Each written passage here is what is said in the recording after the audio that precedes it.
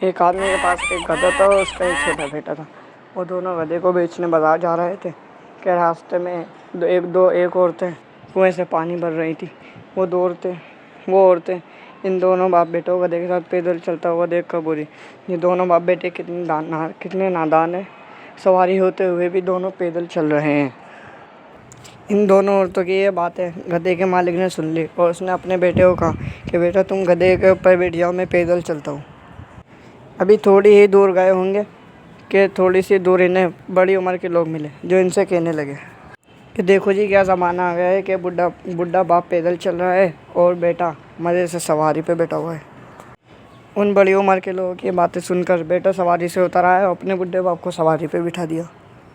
फिर उसके बाद थोड़ी और आगे जाके इन्हें नौजवानों का एक गुरु नज़र आया जो ये कहने लगा कि देखो क्या ज़माना आ गया है, बुढ़ा बाप बड़ी उम्र का होकर यानी सरपस होकर सवारी कर रहा है और अपने छोटे बेटे को पैदल चला रहा है।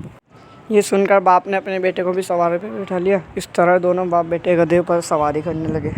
अभी थोड़ी ही दूर चले थे कि वो एक और लोगों का गुरु मिला जिन्होंने इनसे ये कहा कि ये गधा तुम्हारा नहीं लगता, क्योंकि तुम दोनों इस बिछाए गधे पर इतना वज़न डाल रहे हो। अगर ये तुम्हारा गधा होता तो तुम कभी इस पर इतना सारा बोझ ना डालते। ये किसी और का गधा है, यकीनन ही किसी और का गधा है जो तुमने इस पर इतना सारा बोझ डाला हुआ है। इस गधे की फर्जी खैर सुनने के बाद हमें ये सबक मिलता है कि लोग किसी हाल में कुछ नहीं, लिहाजा बंदे को चाहिए कि लोगों की फ़िक्र छोड़कर अल्लाह ताला की नाराज़गी से डरे कि अल्लाह ताला नाराज़ ना हो जाए।